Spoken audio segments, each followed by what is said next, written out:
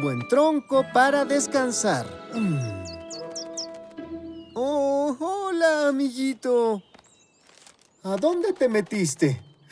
¿Qué es esto? Es un mapa que lleva a un tesoro escondido. ¡Un tesoro!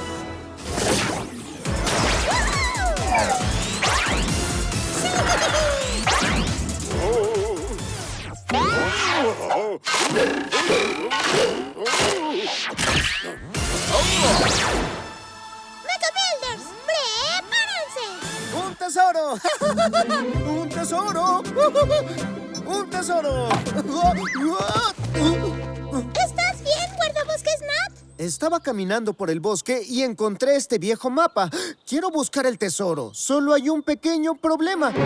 Yo no sé leer mapas. Oh, disculpar. ¿Tú decir algo sobre tesoro como 3 o 4 veces? Sí, miren.